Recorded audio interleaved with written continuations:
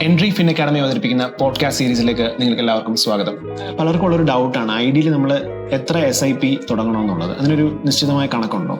എത്രയും യങ് ഏജിൽ കൂടുതൽ ചെയ്യാൻ പറ്റിയ അത്രയും നല്ലത്. SWP എന്ന് പറയുന്നത് ഒരു ഇൻവെസ്റ്റ്മെന്റ് ഓപ്ഷൻ അല്ല, വിത്ഡ്രോവൽ ഓപ്ഷനാണ്. SIP goes from your bank to the mutual fund. SWP comes from your fund to the bank. ഒരു നല്ല മ്യൂച്വൽ ഫണ്ട് നമ്മൾ എങ്ങനെയാണ് അനലൈസ് ചെയ്യുക? അതിന് എന്തൊക്കെ ഫാക്ടേഴ്സ് ആണ് കൺസിഡർ ചെയ്യേണ്ടത്? അതായത് 99% ആളുകൾക്കും കാശ് പോകുന്ന ഉറപ്പുള്ള ലോട്ടറിയിൽ വർഷത്താല് 10,000 കോടിക്ക് മേലെ ആളുകൾ പൈസ ഇടുന്നു. ട്രേഡർ ആണെങ്കിൽ stay away during extreme volatility.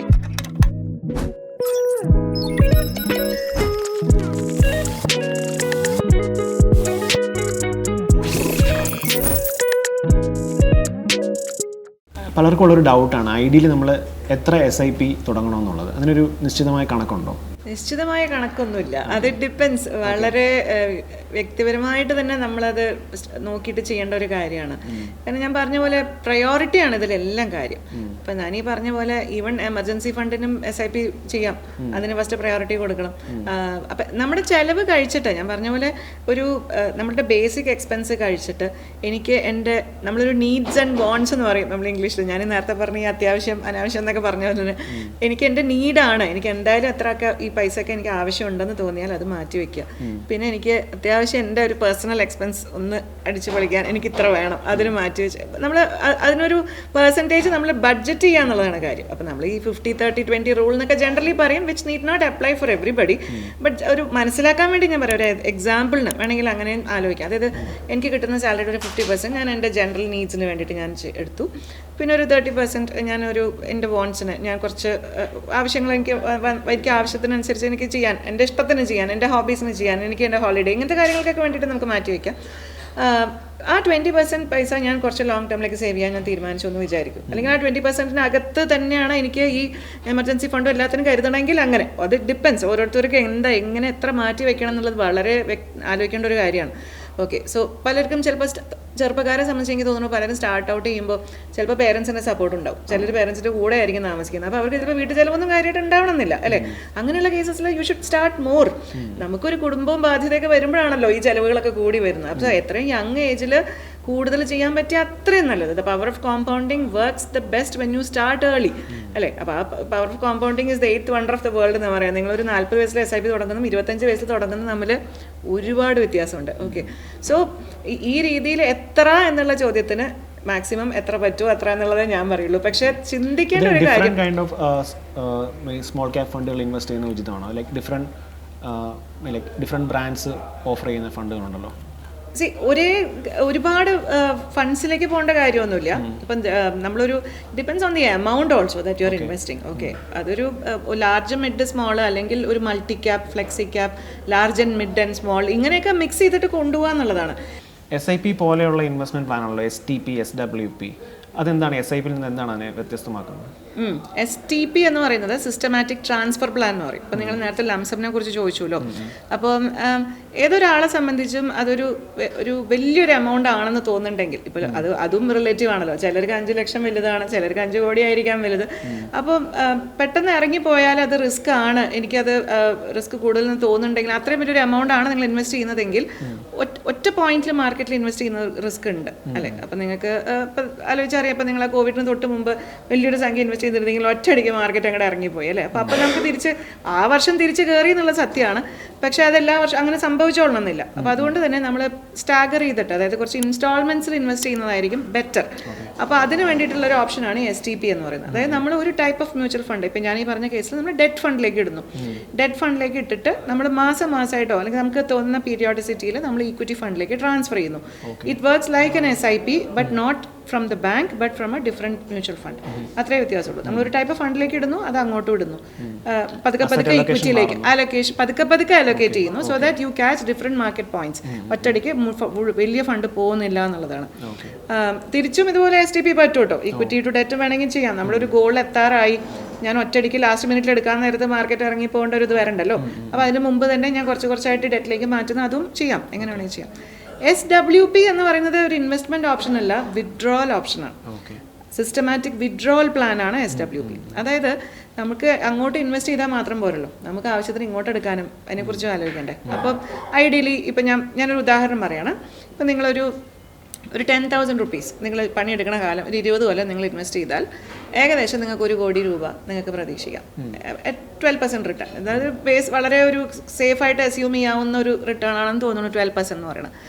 1 കോടി എത്തിക്കഴിഞ്ഞാൽ നിങ്ങൾക്കൊരു മാസത്തിൽ നിങ്ങളൊരു 50,000 രൂപ നിങ്ങൾ വിഡ്രോ ചെയ്തു എന്ന് തന്നെ വിചാരിക്കും.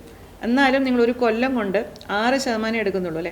മാസത്തിൽ 50,000 എന്ന് പറഞ്ഞാൽ ഒരു വർഷം 6 ലക്ഷം നമ്മൾ എടുക്കുന്നുള്ളൂ. ആ 1 കോടി ഇൻവെസ്റ്റ്മെൻറ്റിൻ്റെ 6% നിങ്ങൾ പുറത്തെടുക്കുന്നുള്ളൂ. അപ്പോഴും നിങ്ങളുടെ ഇൻവെസ്റ്റ്മെൻറ്റ് വളർന്നുകൊണ്ടിരിക്കും. കാരണം നമ്മൾ അതിൽ കൂടുതൽ റിട്ടേൺസ് മ്യൂച്വൽ ഫണ്ടിൽ കിട്ടും. അപ്പോഴും നമ്മൾ 6% പുറത്തെടുക്കുന്നുള്ളൂ അല്ലേ. അപ്പോൾ അതുപോലെ നമുക്ക് എത്ര വേണമെങ്കിൽ എടുക്കാം കേട്ടോ. ഞാനൊരു എക്സാമ്പിളിന് പറഞ്ഞതാണ്. അപ്പോൾ എൻ്റെ ഒരു കോർപ്പസ് അവിടെ ഉണ്ട്, എനിക്ക് ആ കോർപ്പസ് അവിടെ നിന്നുകൊണ്ട് എനിക്ക് വിഡ്രോ ചെയ്യണം എന്നുണ്ടെങ്കിൽ നമ്മൾ ഐഡിയലി ഒരു 6 to 8% വിഡ്രോവലിനാണ് നമ്മൾ റെക്കമെൻഡ് ചെയ്യുക. അതല്ല ഇനിയിപ്പോൾ ആ കോർപ്പസ് തീർന്നോട്ടെ എനിക്ക് പ്രശ്നമൊന്നുമില്ലെങ്കിൽ you can withdraw higher. You can withdraw 10% or 15% or whatever. അപ്പോൾ അത് പെട്ടെന്ന് തീർന്നു പോകുന്നു മാത്രമേ ഉള്ളൂ. അപ്പോൾ ഇങ്ങോട്ട് എടുക്കുന്നതിനാണ്. So the SIP goes from your bank to the mutual fund. SWP comes from your fund to the bank at your fixed withdrawals. അത് മനസ്സിലാക്കേണ്ട പ്രധാനപ്പെട്ട ഒരു പോയിന്റ്, ഇത് പലിശ പോലെ ഇങ്ങനെ എടുക്കലല്ല. You are actually selling the asset and taking it out. ഇതൊരു വേറൊരു അസറ്റ് ക്ലാസ്സിൽ കിട്ടാത്തൊരു സംഭവമല്ലേ. നമുക്കൊരു ഭൂമിയുണ്ട്, 1 കോടിയുണ്ട്, എനിക്ക് മാസം 10,000 രൂപ ഭൂമി വിറ്റിട്ട് എടുക്കാൻ പറ്റില്ലല്ലോ അല്ലേ. അപ്പോൾ ഇവിടെ നമുക്ക് എത്രയാണോ വേണ്ടത്, എപ്പോഴാണോ വേണ്ടത്, അതിനനുസരിച്ചിട്ട് 100% ഫ്ലെക്സിബിലിറ്റിയോട് കൂടി പുറത്തെടുക്കാം എന്നുള്ളതാണ്. അതാണ് SWP എന്ന് പറയുന്നത്. യെസ്. ഒരു നല്ല മ്യൂച്വൽ ഫണ്ട് നമ്മൾ എങ്ങനെയാണ് അനലൈസ് ചെയ്യുക? അതിന് എന്തൊക്കെ ഫാക്ടേഴ്സാണ് കൺസിഡർ ചെയ്യേണ്ടത്? മ്യൂച്വൽ ഫണ്ട് അനലൈസ് ചെയ്യാന്ന് പറയുമ്പോൾ ഞങ്ങൾ ചെയ്യുന്നത് മെയിൻലി പാസ്റ്റ് റിട്ടേൺസ് തന്നെയാണ് നോക്കാൻ പറ്റുള്ളൂ. നമ്മൾ ജനറലി കുറച്ചൊരു ട്രാക്ക് റെക്കോർഡ് നോക്കാറുണ്ട്. ഓക്കെ, ഇപ്പം ഇപ്പോൾ NFO പുതുതായിട്ട് വരുന്ന ഫണ്ട്സ് അല്ലെങ്കിൽ തുടങ്ങിയ ഒരു 5-6 മാസമേ ആയിട്ടുള്ളൂ എങ്കിൽ അതൊക്കെ നമ്മൾ ഒന്ന് നോക്കിയിട്ട് ചെയ്യാം. ആ ഫണ്ട് എങ്ങനെ പെർഫോം ചെയ്യുന്നു എന്നുള്ളത് നോക്കാമല്ലോ. അതുകൊണ്ട് തന്നെ 5 കൊല്ലം 10 കൊല്ലം 15 20 കൊല്ലമുള്ള പാസ്റ്റ് റെക്കോർഡുള്ള ഫണ്ട്സ് ഒരുപാട് നമുക്ക് ഉണ്ടല്ലോ. So at least I will say ഒരു 3 to 5 years എങ്കിലും ഒരു നല്ല റെക്കോർഡുള്ള പാസ്റ്റ് റെക്കോർഡുള്ള ഫണ്ട് നോക്കി സെലക്ട് ചെയ്യുന്നതായിരിക്കും നന്നാവുക. പിന്നെ കുറച്ച് അത്യാവശ്യം അസറ്റ്സ് അണ്ടർ മാനേജ്മെന്റ് AUM എന്ന് പറയും. തീരെ കുറവ് മാനേജ് ചെയ്യുന്ന ഫണ്ട്സിനൊന്നും സെലക്ട് ചെയ്യാതിരിക്കുക. കുറച്ച് നിറയെ ഫണ്ട്സ് മാനേജ് ചെയ്യുന്ന ഫണ്ട്സ് നോക്കി സെലക്ട് ചെയ്യുക. ഒരു 1000 കോടിയെങ്കിലും ഉള്ള ഒരു ഫണ്ട്സ് നോക്കി സെലക്ട് ചെയ്യുന്ന ജനറലി ഒരു ബെഞ്ച് മാർക്ക് പറഞ്ഞു എന്നേ ഉള്ളൂ. അപ്പം പിന്നെ ഈ റിട്ടേൺസ് ആണല്ലോ, നമുക്കൊരു past performance peer comparison. Okay, ഇതേ കാറ്റഗറിയിലുള്ള മറ്റ് ഫണ്ട്സുമായിട്ട് കമ്പയർ ചെയ്യുമ്പോൾ ഈ ഫണ്ട് എങ്ങനെയാണ് പെർഫോമൻസ് തന്നിട്ടുള്ളത്, അല്ലെങ്കിൽ ബെഞ്ച് മാർക്കായിട്ട് ഒരു പെർട്ടിക്കുലർ കാറ്റഗറി മ്യൂച്വൽ ഫണ്ടിന് അവർക്ക് ഒരു ബെഞ്ച് മാർക്ക് ചെയ്തൊരു ഇൻഡെക്സ് ഉണ്ടാവും. ആ ഇൻഡെക്സിനെ അപേക്ഷിച്ച് ഈ ഫണ്ട് എങ്ങനെയാണ് പെർഫോം ചെയ്തത്, അത് ഒരു ഹിസ്റ്റോറിക്കലായിട്ട് ഉള്ള അവരുടെ റിട്ടേൺസും കാര്യങ്ങളും ഇതൊക്കെ നോക്കിയിട്ടാണ് നമ്മൾ സെലക്ട് ചെയ്യുക. പിന്നെ ആ ജനറൽ ഫണ്ട് ഹൗസ് അതിനെക്കുറിച്ച് അവരുടെ ഒരു ക്രെഡിബിലിറ്റി, എല്ലാം മ്യൂച്വൽ ഫണ്ട് എല്ലാം റെഗുലേറ്റഡ് ആണ് കേട്ടോ. അത് ഈ ഫണ്ടിലിട്ടു ആ ഫണ്ടിലിട്ടു ഇത് കാണാണ്ടാവുക, അത് അങ്ങനത്തെ പരിപാടിയൊന്നും ഇവിടെ പേടിക്കാനേ ഇല്ല.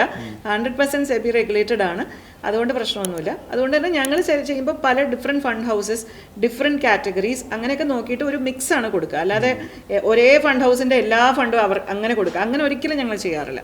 We do a portfolio of mutual funds based on different criteria. ഇപ്പം ഞാൻ പറഞ്ഞ പോലെ.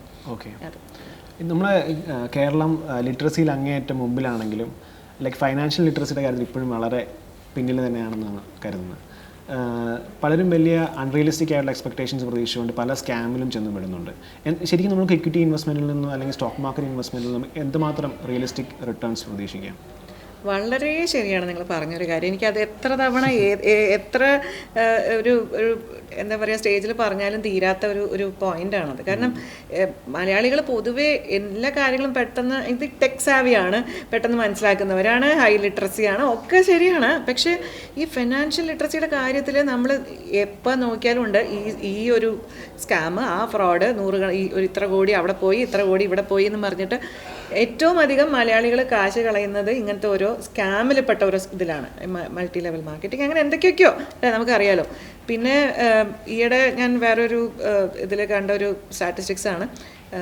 ഇപ്പം മ്യൂച്വൽ ഫണ്ട് ഇൻവെസ്റ്റ്മെൻറ്റ്സ് എടുത്ത് നോക്കുകയാണെങ്കിൽ നിങ്ങൾക്ക്, അതായത് ഏകദേശം ഇന്ത്യയിൽ മൊത്തം ഉള്ളത് 50 ലക്ഷം കോടിയാണ്. ഓക്കെ, കേരളത്തിലുള്ളത് 50,000 കോടിയാണ്. അതായത് ആകെ 1% മ്യൂച്വൽ ഫണ്ടിൽ. അതെ, ഏകദേശം 3% പോപ്പുലേഷൻ ഉണ്ടെന്ന് വരികണം. ജസ്റ്റ് ബിലോ 3% ആണെന്ന് തോന്നുന്നു കേരളത്തിലെ പോപ്പുലേഷൻ ഓഫ് ഇന്ത്യ. സോ 1% ഉള്ളൂ. ഓക്കെ, അപ്പോൾ ഇവിടെ ഇപ്പോഴാണ് അതിനെക്കുറിച്ചുള്ള ഒരു അവയർനെസ് വരാൻ തുടങ്ങിയിട്ടുള്ളത്. ലോട്ടറി, ഞാനതാ നേരത്തെ പറയാൻ വന്നത്. അതായത് ലോട്ടറിക്ക് ഒരു കൊല്ലം 12,000 കോടിയൊക്കെയാണ് മലയാളികൾ ഇതാക്കുന്നത് ഒരു വർഷത്തിൽ. അതായത് ഇത്രയും കൊല്ലമായിട്ട് 10-30 കൊല്ലമായിട്ട് കിടക്കുന്ന മ്യൂച്വൽ ഫണ്ട് ഇൻഡസ്ട്രിയിൽ ഇപ്പോഴും 50,000 കോടി എത്തിയിട്ടുള്ളൂ.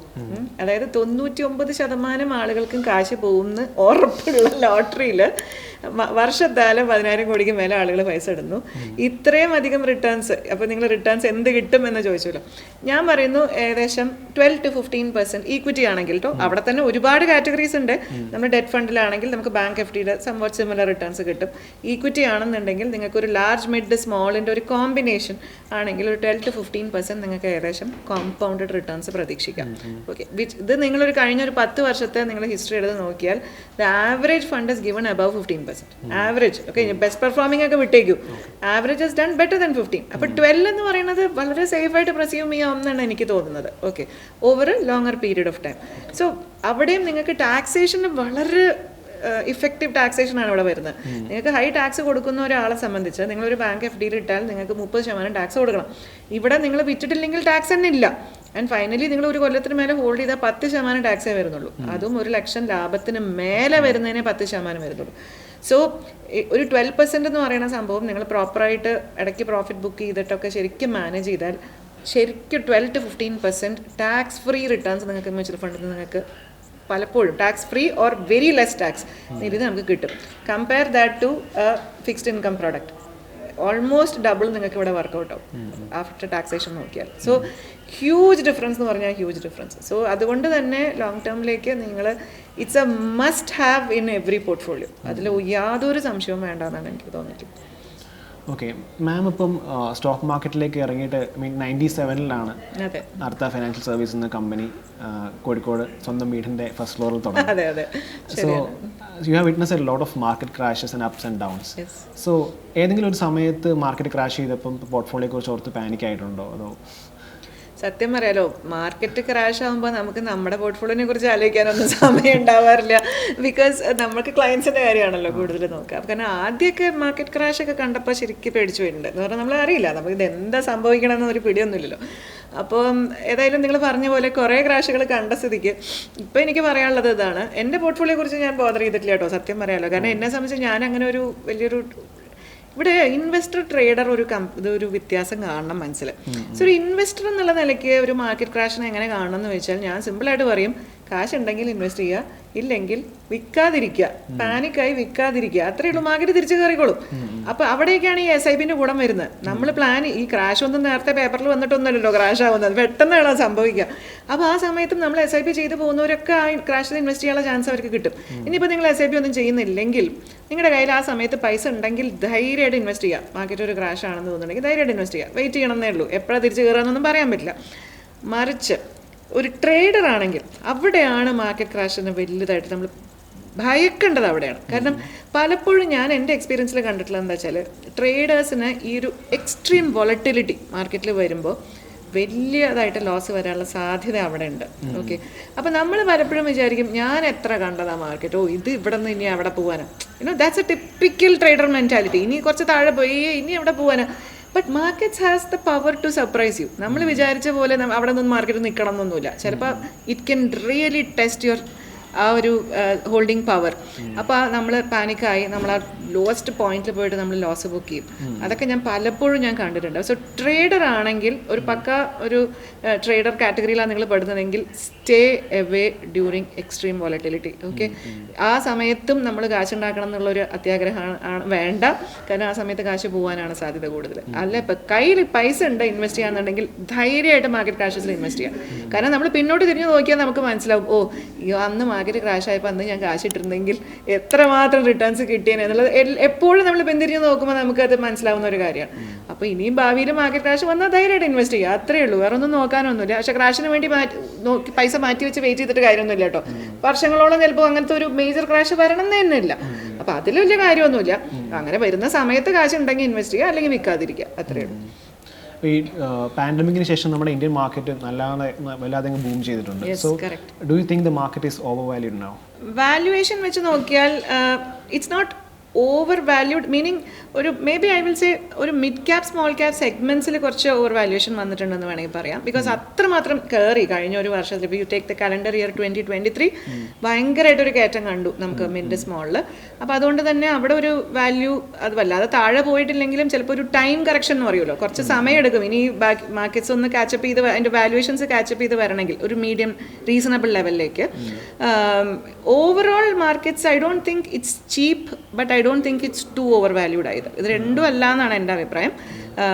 എന്തായാലും ചീപ്പല്ല, നല്ലോണം മാർക്കറ്റ് ഇപ്പോൾ കയറിയിട്ട് നിൽക്കുന്നുണ്ട്. അതുകൊണ്ട് തന്നെ ഇവിടെ നിന്ന് ഇനി പെട്ടെന്ന് ഒരു വലിയൊരു കയറ്റമൊന്നും ഞാൻ പ്രതീക്ഷിക്കുന്നില്ല.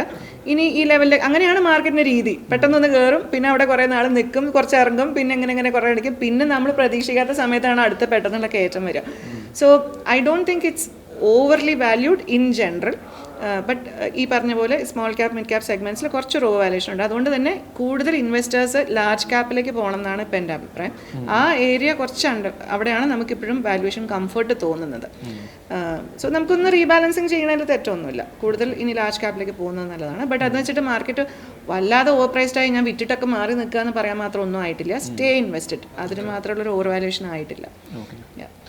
സോ ഇത്രയും നാളത്തെ ഇൻവെസ്റ്റ്മെൻറ്റ് ലൈഫിൽ ഏറ്റവും കൂടുതൽ റിട്ടേൺസ് നൽകിയ ഒരു സ്റ്റോക്ക് അല്ലെങ്കിൽ ഒരു സെക്ടർ നമുക്ക് വേണ്ടി പങ്കുവയ്ക്കാമോ?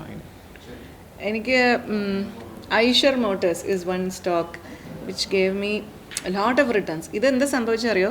ഐഷർ മോട്ടേഴ്സ് സിദ്ധാർത്ഥ് ലാൽ നിങ്ങൾ കേട്ടിട്ടുണ്ടാവും. അദ്ദേഹമാണല്ലോ അച്ഛൻ്റെ പൂട്ടി പോകാൻ നിന്ന കമ്പനി എടുത്തിട്ട് ഈ റോയൽ എൻഫീൽഡ് ബുള്ളറ്റ് എന്നുള്ള ഒറ്റ പ്രോഡക്റ്റ് കൊണ്ട് ടേൺ അറൗണ്ട് ചെയ്ത ഒരാളാണ്. അപ്പോൾ എനിക്ക് തോന്നുന്നു ഏകദേശം 2011 തോന്നുന്നു. അപ്പോൾ 2009-10 സമയത്തൊക്കെ ഞങ്ങൾ എന്തൊക്കെയോ ഇങ്ങനെ ന്യൂസ് കേൾക്കുന്നുണ്ട്, എന്തോ സംഭവിക്കുന്നുണ്ട്. 60 രൂപ 80 രൂപയിൽ കിടന്നിരുന്ന സ്റ്റോക്കായിരുന്നു ഐഷർ മോട്ടേഴ്സ്. അപ്പോൾ ഞങ്ങളൊക്കെ ഈ ബ്രോക്കേഴ്സ് ഗ്രൂപ്പിലൊക്കെ ഇങ്ങനെ ആയിരിക്കും ഇങ്ങനെ പറഞ്ഞു കേട്ടു. അപ്പോഴേക്കും നമ്മൾ നോക്കുമ്പോഴേക്കും ഏകദേശം ഒരു 1000-1200. I remember buying it around 1200 rupees and in 4.5 years 20 ഇരട്ടിയായി. ഓക്കെ, ഈ 1200 എന്നുള്ള 24,000 അതിൻ്റെ വില. ഐ തിങ്ക് പെട്ടെന്ന് ചോദിക്കുമ്പോൾ എനിക്ക് അതാണ് പെട്ടെന്ന് മനസ്സിൽ വരുന്നത്. That is one stock which gave me very good returns. Of course there has been others, but I thought Eicher ഭയങ്കര നല്ല റിട്ടേൺസ് കിട്ടിയിരുന്നു. I still hold Eicher. ഇപ്പോൾ അത് 10:1 സ്റ്റോക്ക് സ്പ്ലിറ്റ് കഴിഞ്ഞിട്ടുള്ള വിലയാണ് നിങ്ങളിപ്പോൾ കാണുന്നത്. അതായത് 39,000 ആണ്. ഇപ്പോൾ 3,900 കാണുന്നുണ്ടെങ്കിൽ ആക്ച്വലി ഒറിജിനൽ പ്രൈസിന് 39,000 ആണ് അതിൻ്റെ വില. ഓക്കെ, പിന്നെ പേജ് ഇൻഡസ്ട്രീസ് അങ്ങനത്തെ സ്റ്റോക്സ് ഒക്കെ ഒരുപാട് വലിയ റിട്ടേൺസ് തന്നിട്ടുള്ള സ്റ്റോക്സ് ആണ്. And automobile industry as such recently ഞാൻ കാര്യമായിട്ട് എനിക്ക് നല്ലൊരു ബുള്ളിഷ്നെസ് മനസ്സിൽ തോന്നിയിരുന്നു. കാരണം ഒരു എന്താ പറയുക, ഇന്ത്യൻ എക്കോണമി ഗ്രോ ചെയ്യുകയാണല്ലോ നല്ല രീതിയിൽ നമുക്ക് കാണുന്നുണ്ട്. We are the fastest growing economy in the world.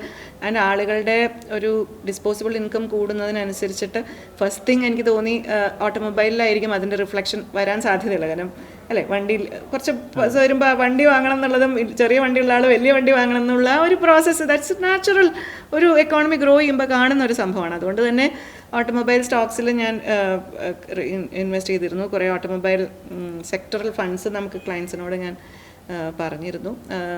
അതൊരു സെക്ടറാണ് ഞാൻ കാര്യമായിട്ട് ഞാൻ ചെയ്തത്. ഓക്കെ, ഇതുപോലെ ഓട്ടോമൊബൈൽ സെക്ടർ അല്ലാതെ ഏതെങ്കിലും ഒരു സെക്ടർ ബുള്ളിഷ് ആയിട്ട് തോന്നുന്നുണ്ടോ? ഇപ്പോഴത്തെ വാല്യുവേഷൻ വെച്ച് നോക്കിയാൽ banking looks very undervalue to me. കാരണം ഇപ്പം ഈയിടെ നോക്കിയ ട്രെൻഡ് നോക്കിയാൽ പബ്ലിക് സെക്ടർ ബാങ്ക്സ് ആണ് കയറിയത്. പ്രൈവറ്റ് സെക്ടർ ബാങ്ക്സ് ഇറങ്ങുക ചെയ്ത് കുറേ അതെ ഭയങ്കരമായിട്ട് കറക്റ്റ്. സോ ഈ ട്രെൻഡ് വളരെ റെയർ ആണ്. അതായത് സാധാരണ നമ്മൾ കുറേ കൊല്ലങ്ങളായിട്ട് കണ്ടിട്ടുള്ള ട്രെൻഡ് എന്ന് പറഞ്ഞാൽ പ്രൈവറ്റ് സെക്ടർ ബാങ്ക്സ് കയറുക എന്നുള്ളതായിരുന്നു. അപ്പം അവിടെ ഒരു കംഫർട്ട് ഫാക്ടർ എനിക്ക് കാണുന്നുണ്ട്. അതുകൊണ്ട് തന്നെ banking maybe is one area where I feel ഇനിയും ഇവിടെ നിന്ന് കയറാൻ സാധ്യതയുണ്ടെന്ന് എനിക്ക് തോന്നുന്നുണ്ട്.